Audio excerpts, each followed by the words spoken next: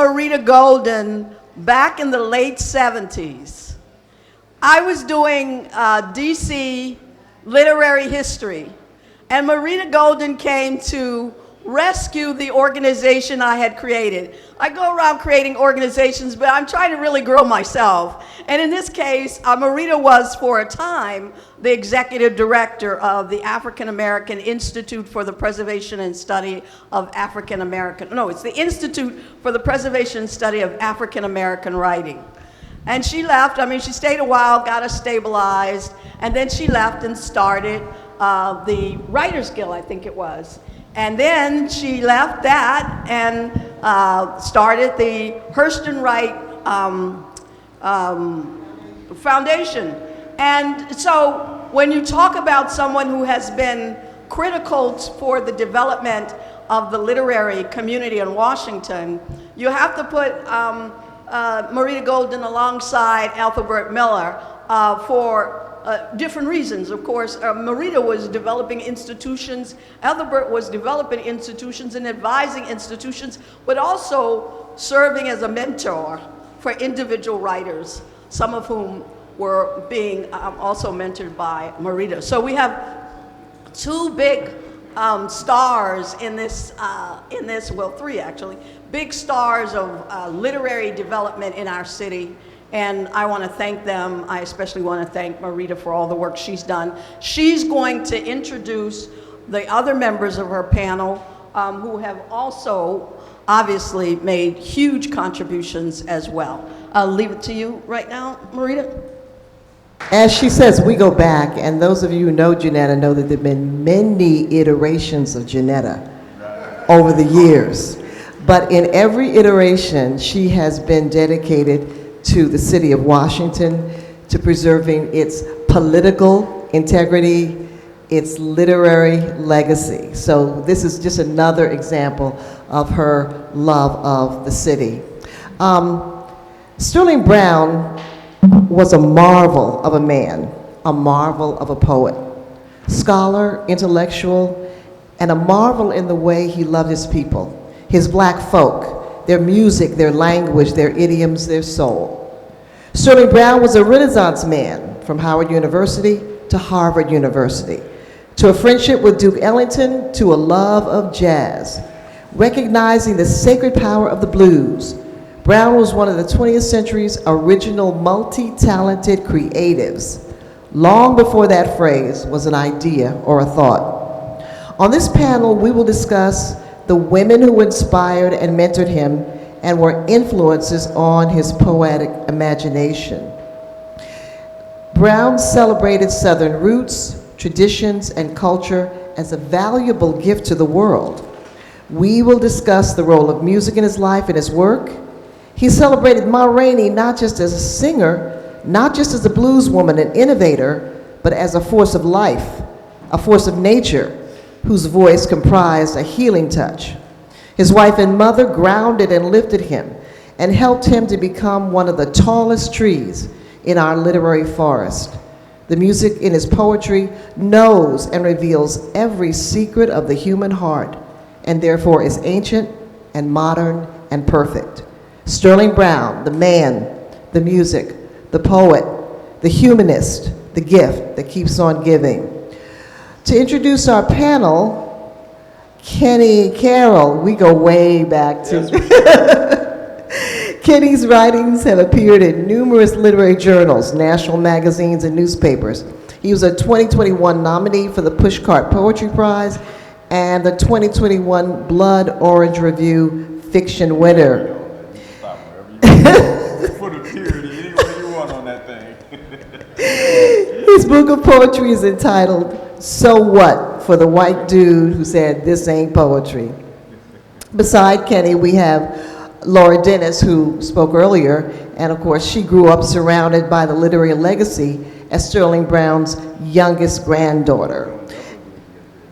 Amy Horowitz straddles academia, social and racial justice, arts, women's health, LGBTQIA, indigenous global studies, and Palestine sovereignty music. She believes in coalition across differences and resists racism, anti-Semitism, Islamophobia, homophobia, and misogyny. From 1977 to 94, she served as artist representative for Sweet Honey in the Rock and Dr. Bernice Johnson Reagan, with whom she co-founded Roadwork, a multiracial women's arts collective. And Amy is going to share some insights into a wonderful conference that she worked on with Bernice. So, Kenny, why don't you get us started? All right. Okay. Right. Okay. Put it up here. Okay. I'm used to doing this on the street with Daryl Stover. You mean a poet on every corner? Right on every corner, Marita. Oh, isn't that on? Okay. All right. Y'all gonna hear me eventually. No. I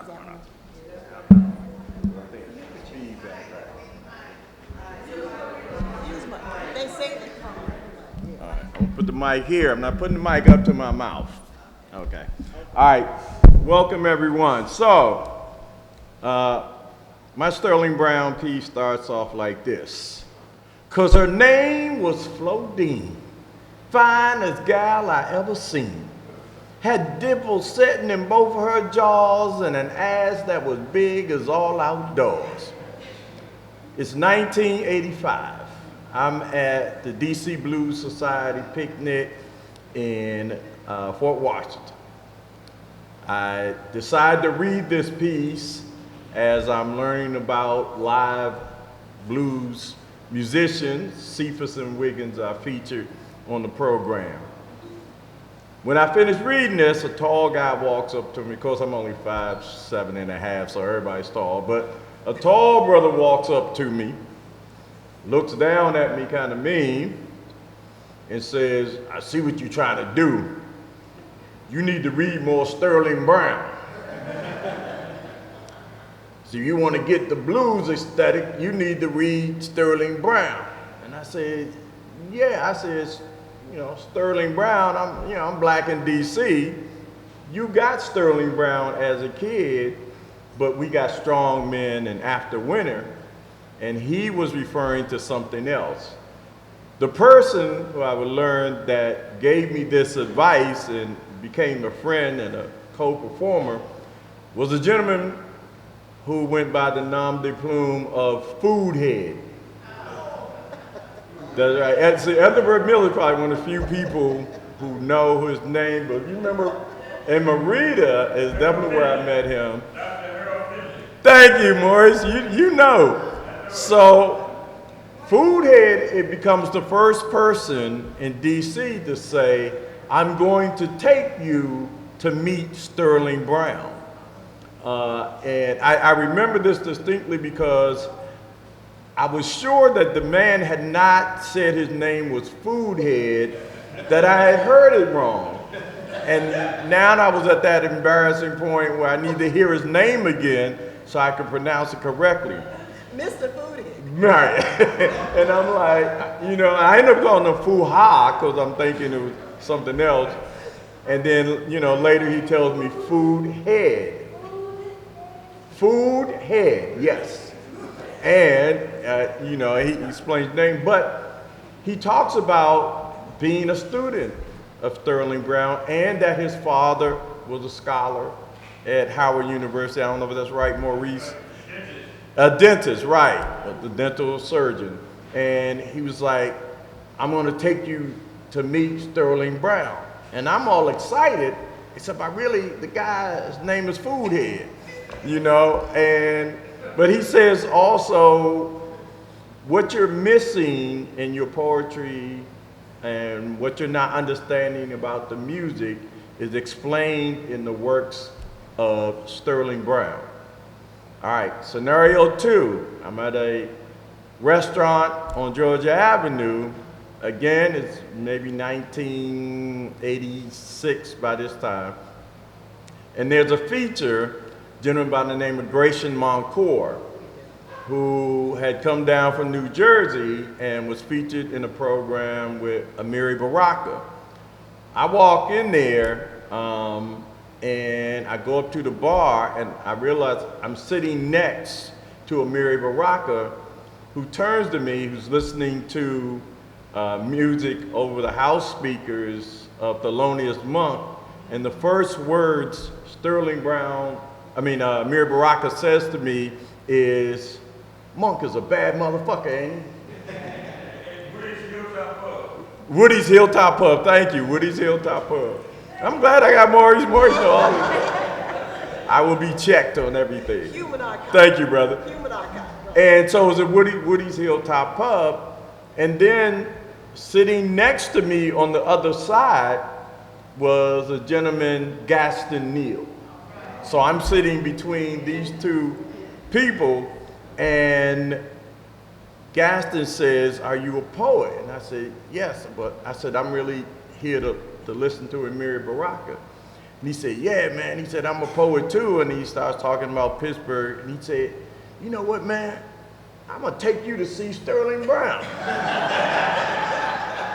I said, "God damn, I gotta go see Sterling Brown."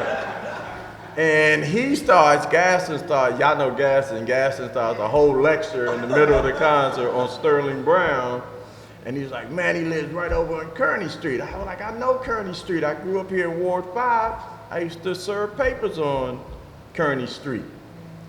The next thing that happens, I'm at an event at Howard with Haile Garima, and they're playing his documentary After Winter. And somewhere in the documentary, Sterling Brown is talking, and Sterling Brown says he's complaining about the paper boy who hits his screen door with the newspaper. And I'm trying to tell you, I know that was me. Because my friend Clyde Johnson, who was my next door neighbor in Montana Terrace Housing Project, came up with this plan to rule the world by locking down the entire paper routes in Ward 5. And so at that point, he had from McKinley Tech 2nd and T all the way down to Eastern Avenue, all the way over to Michigan Avenue. And it was Clyde who showed me. He was like, "Look, you cannot walk up to all these houses in this neighborhood over in Brooklyn. We throw the paper up to the house." And he showed me how to do it. He was quite an athlete, and he threw it up, and his goal was to hit the bottom of the aluminum screen doors so it made the most noise. And so he taught me that. And I exercised that every time I was there. And so I go up to Haile and I say, "Man, I think that's me he's talking to." And anybody know Haile? Haile can start an argument in an empty room. Haile's, I don't know how we got on Marxism and Negroes at Howard. But he said, "Did you ever meet Sterling Brown?" I said, "No." Well, Foodhead and Gaston were going to take me, and then Haile was like, "I don't know Sterling Brown," you know. Anyway, the upshot is I never got to meet Sterling Brown. I know, right? Ain't that a trip? Every time, and between Foodhead and Gaston, we actually had dates to go meet Sterling. By that time, he was very ill, and so, you know, both of them had called and canceled opportunities to go meet him because he was sick, and so I never got to meet him. This morning, I was looking for a piece that Langston had written for Sterling Brown's memorial service at Rankin Chapel, and I couldn't find it, but I just remember going to that service and Gaston coming up to me, and he and I wrote a piece too, and we just shared it between us, and Gaston was like, "Man, I never got you over there, Kenny." I said, "Well, Gaston, you know, Sterling Brown lives, right?" Because Gaston used to always, you know, Charlie Parker lives. I was like, "Sterling Brown lives." And I said, and so Sterling Brown, and so I'm here just briefly to talk about his impact in the music Jonetta threw on the women part to the panel. I was like, I don't know nothing about that. I said, but luckily we got some great people here, and Grace is here.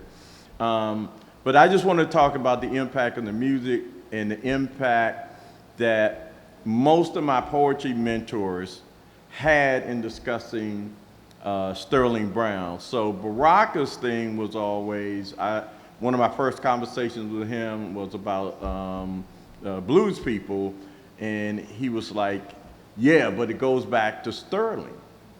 And I said, what goes back to Sterling? He said, my real understanding of the blues and its impact. And he was like, you gotta read Sterling to get that. He said, you have to read his poetry and his criticism.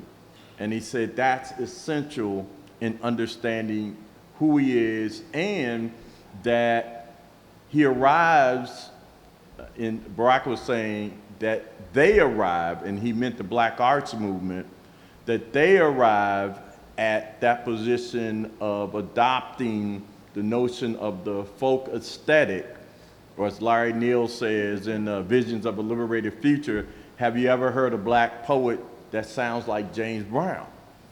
And Baraka was saying most of us come out of Sterling Brown's critique and understanding of those things. And so as I matriculated, I later joined the African American Writers Guild. Foodhead was a member, so Marita know he was a trip. And I met Darryl Stover and some other, a whole bunch of other great people. But the point is, everybody who I met with, and this included musicians also, took us back to Sterling Brown and the folk aesthetic and the significance of it. I recall Ethelbert, Charles Rowell, Michael Harper, when we did the celebration of Sterling Brown here in DC. I believe it was in conjunction with the Callaloo issue. Baraka and Max Roach were the features at the Library of Congress. And I remember sitting backstage with them before the show, and Max Roach could go, as he did, on and on about Sterling Brown. And you know, I'm just sitting there hearing him and Baraka talk about Sterling Brown and his importance in the development of not only the literary aesthetic, but the music they were trying to reach for. So anyway, that's my piece. Thank you. All right. Well, okay. Is this one work? Yeah, this one. Okay, let's try this. Okay, well, I truly don't know how to follow that. So I think a lot has been said about the influence of music on Sterling's writing, not only in this panel, but in several of the previous panels. So you know that music is pervasive through his writing. So I'm going to try to kind of summarize what I had written about him so that I'm not too repetitive.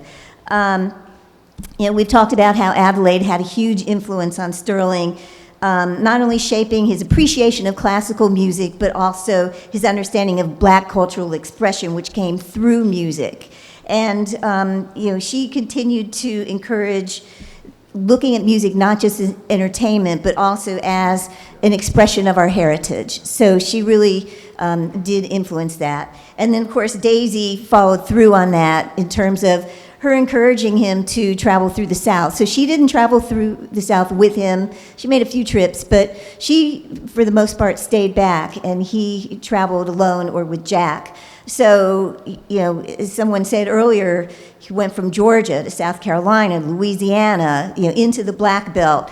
All these experiences really grew his understanding about how music reflected and shaped black music, or black life rather, across the vernacular landscape. And everywhere he went, he saw the different approaches to music. He really immersed himself in music and the role of music in black culture.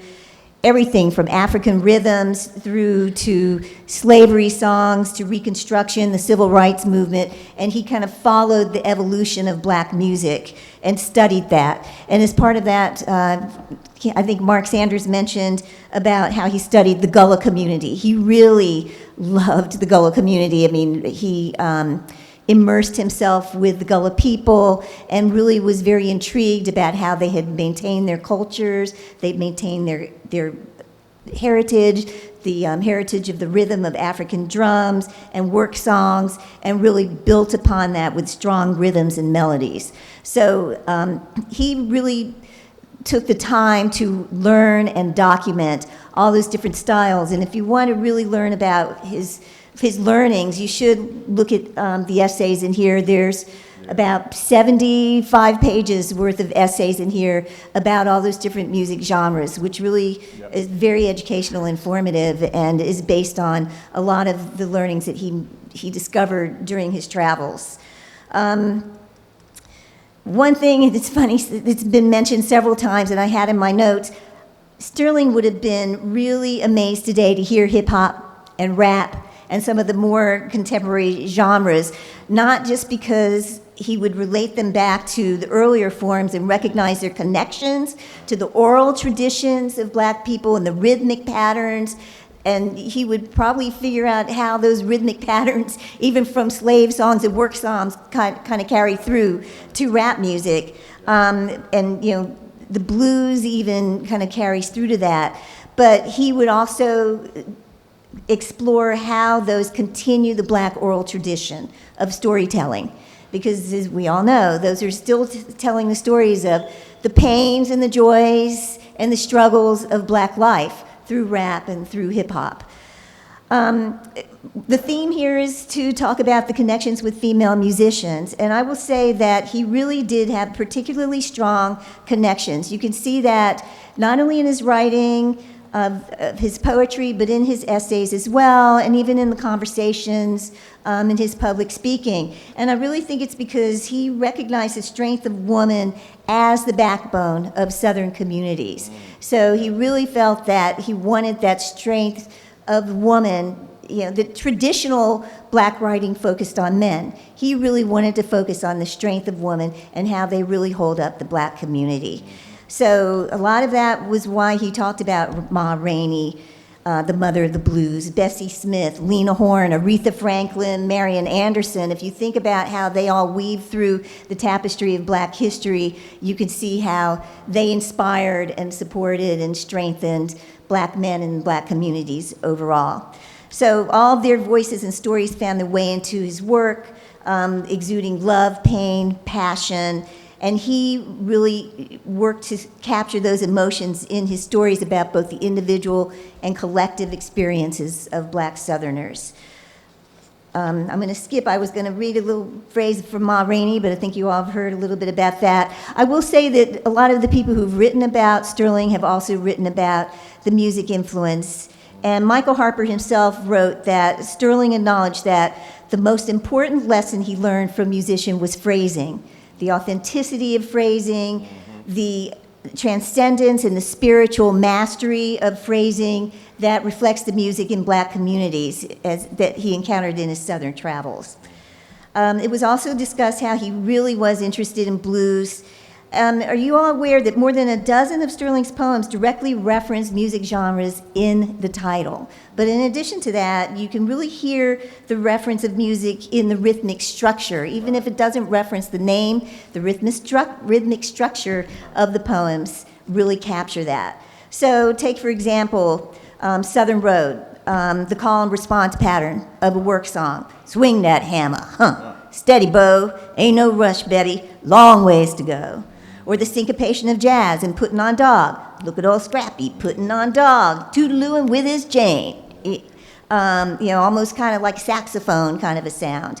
The repetitive structures of blues in Break of Day. Big Jess fired on the Alabama Central. Man in full, babe, man in full. The spirituality of Southern gospel in Isaiah to Mandy. Oh, the wagon keeps a-rollin', all the sisters sing, and the hammers keeps a-knockin', and the bells all ring. And the preacher keeps a-preachin', till my time come to, but he ain't let out no opinion that I'll be with you. And then the rhythmic storytelling and dialect of the gullah music in Honey My Love. When the possum sets an iron the last simmon on the tree, I'll admit it's summer trying, but it sure don't worry me. 'Cause I don't mess with trouble, and trouble don't mess with me. Honey, my love, I ain't no possum, see?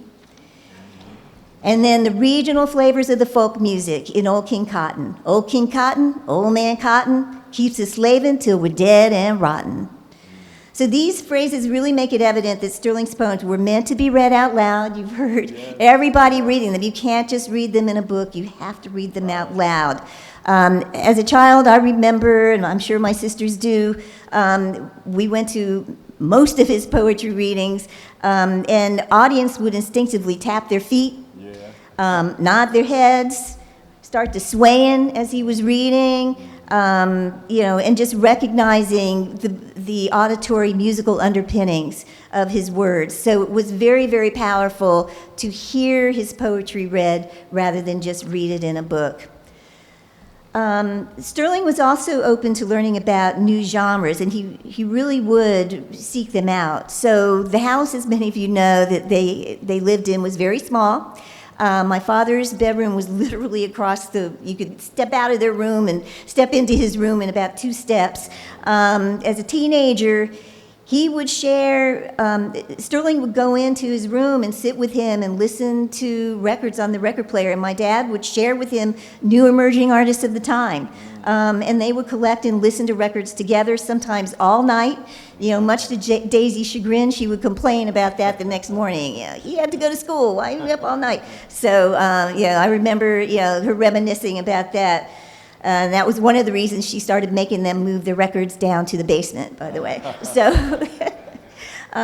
which just opened the door for him to collect more records. But, so this musicality also influenced his teaching. He taught his students about the influence of black music and encouraged them how to think about how the music could influence their writing. He encouraged his other students in other disciplines. So when he worked at Howard, he was the director of the Howard Players, and he inspired those students and maintained lifelong relationships. So Ossie Davis and Ruby Dee, for example, they were inspired by him to explore how music enhanced their artistic expression in the way that they acted. Today, we've got professional musicians, such as Cornelius Eady, continuing to set Sterling's works to music, recognizing the inherent musicality and rhythm of his writing. So his poetry, like the blues he so loved, continues to express to us, even today, the experiences that we're having, the sorrow, the joy, using natural vernacular to extend the black oral tradition. And his work has really become a symphony of the black experience and captured the rhythms of black life even today. So thank you very much.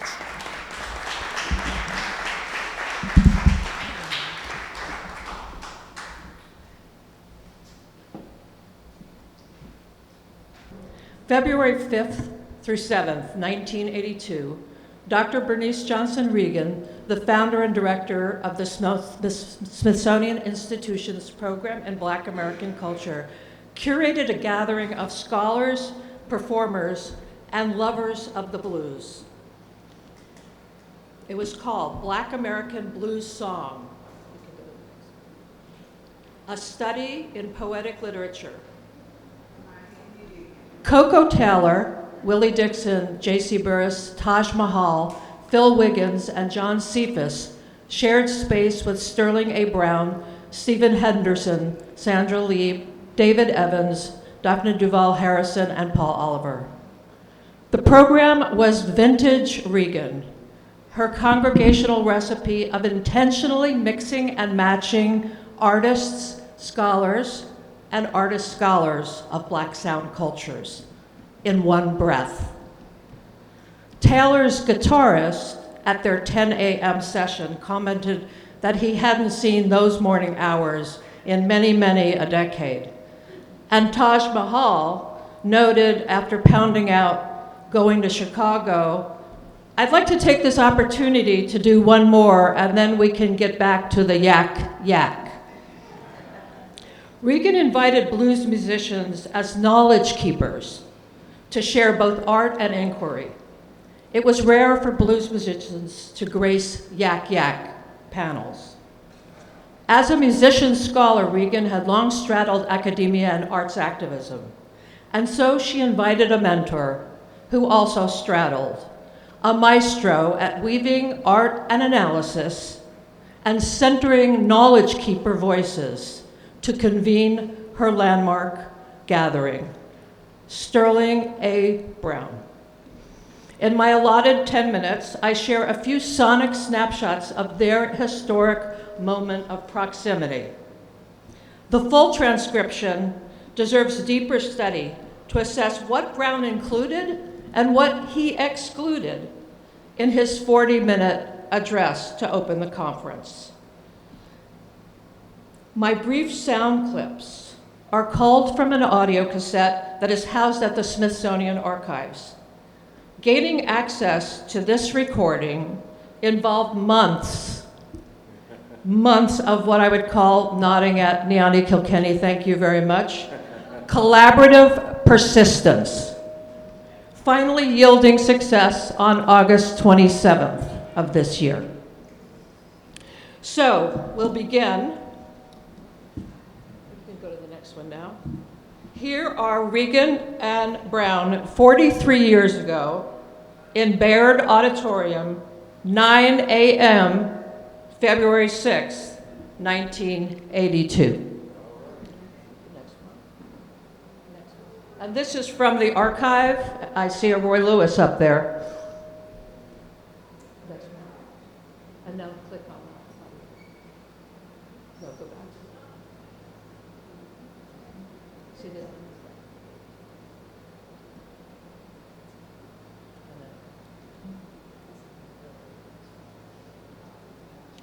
Good morning, I'm Bernice Regan. I direct the program in Black American Culture. Welcome to the Smithsonian. Let us think of this as a tribute to the living and the dead, of the Black people who created what we have today as a pool of poetic literature. To begin this morning, I'll go to a book. The thing about the book that was different from other books I was reading was the way the words were on the page. In some way, as I read the words, they called my name. And that was difficult to find going through high school and college in the South. The book was called The Negro Caravan. And this morning, we have with us one of the authors. This was the early 30s. This man began to write about the power and creativity of our contribution in years where you'd have to really look for an audience. We are blessed that he's with us, and we want you to welcome Sterling Brown. Thank you so much, self-lovers of the blues. One of my favorite blues lines is, "Sun's gonna shine in my back door someday." For the blues, this is something of sunshine. That at the noted Smithsonian, we have a 2-day conference on this important American and world music, important American world poetry. My experience with the blues goes back to 1920 when Mamie Smith's Crazy Blues came out. The Crazy Blues was not a folk blues, it was not really blues, it just had the blues in the title. But its popularity was so great that the market opened, and I was at Williams College. One of the first things I bought was a phonograph that had slots in it for sound. Two of my college mates at Williams, of my racial persuasion, but not of my interest in the blues, we were there, as tokens, wanted to hear the Crazy Blues. They not only would pull the slots down, but would put towels over the slots and listen to the crazy blues because they did not want this low-down material circulating. They wanted to hear it, but they didn't want the colleagues of the other racial persuasion to know of their depraved taste. I, of course, pulled the towels up and heard the crazy blues to my own satisfaction.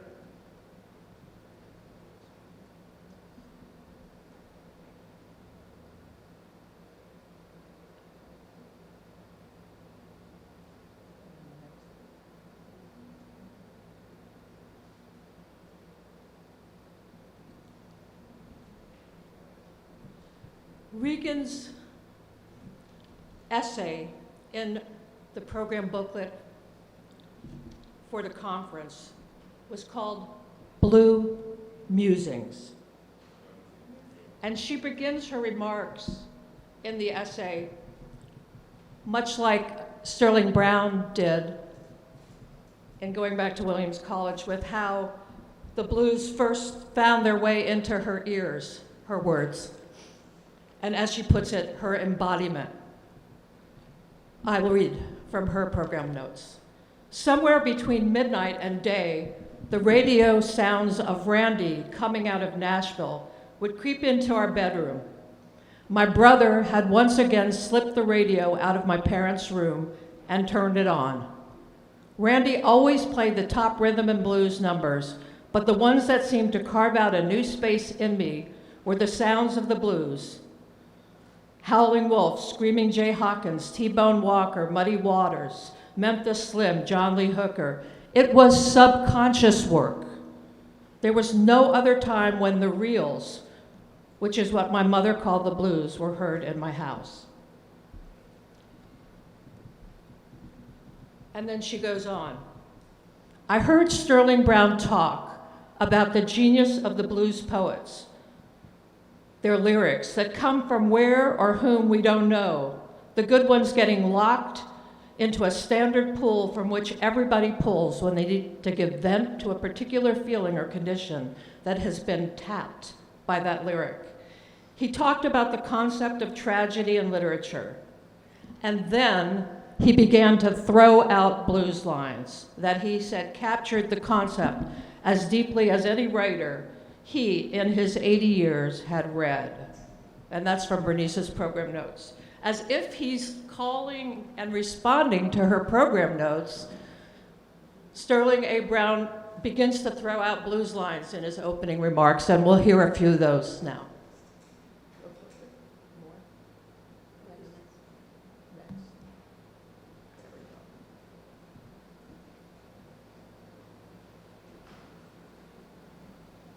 There are 19 men living in my neighborhood. 18 of them are fools, and the other ain't no doggone good. For I ain't good looking, ain't got no great long hair, but I got ways, baby. I can take me everywhere. Or you got a big fat mama with the meat shaking on her bones every time she moves some skinny gal belongs to her home. If I could holler like a mountain jack, go up on the mountain, call my baby back. When the hog makes a bed, you know that the storm is due. When the screech owl howls, means that's up to you. I heard my mama told me, my daddy told me too. Everybody grins in your face, son. You know, friends with you. I'd rather drink muddy water, sleep in a hollow log, than to stay in this town, this city, like a dirty dog. The judge said, Bessie, why did you kill your man? I said, Judge, you ain't no woman. You just can't understand. Let's go to the next one.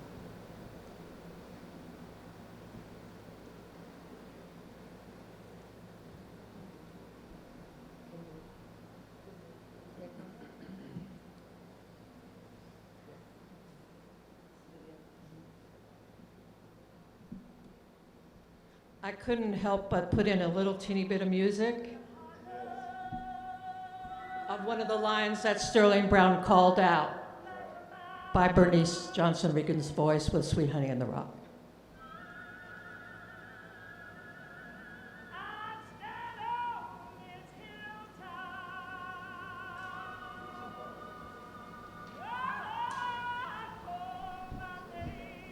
Sorry about the low volume.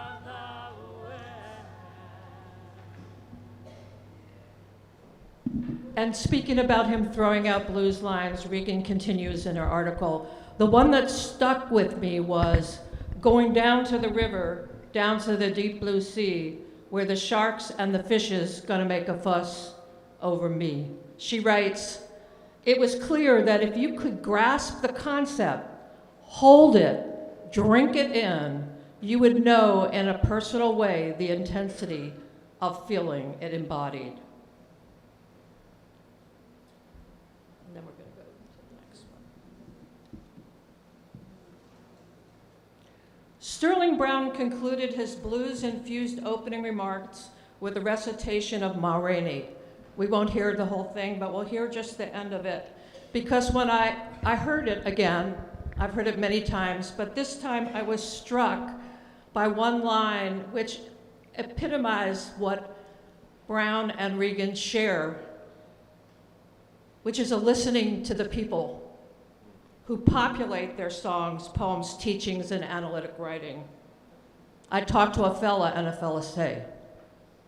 They shared that ethnography rooted not only in listening, but also in hearing. So we'll hear Sterling Brown close out his remarks. Well, we won't hear it, but I will, I'll read what he said.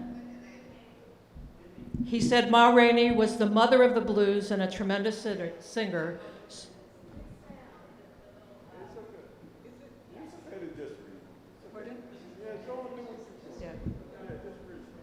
So I wrote this poem about her, and this poem gives what I think is the meaning of the blues. And then go to the next one. Yeah. I'm going to just close with 4 seconds from Haile Garima's documentary, in which Sterling A. Brown gives us 2 sentences. He says, I really like the work you're doing, but if you mess up, I'm coming back.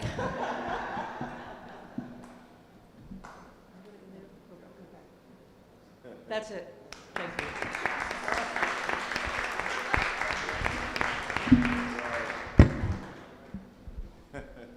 Thank you, Amy.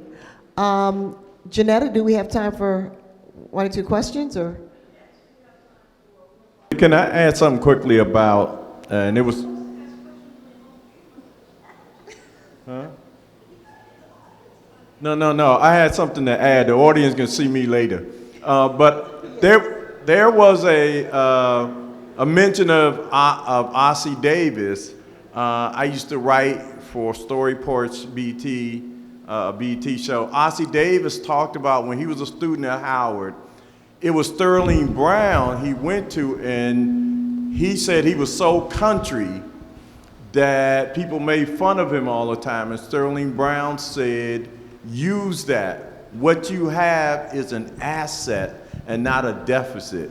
So that was significant for me, and we can see that in his early work.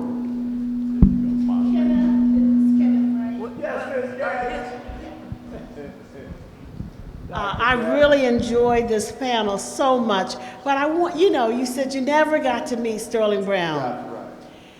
Well, in a way, you were there in his house, because his family knows that on the screened-in porch Yeah. and into the living room. Right. There were stacks of newspaper. And when I visited him in 1972 for the first time, I was afraid for his life.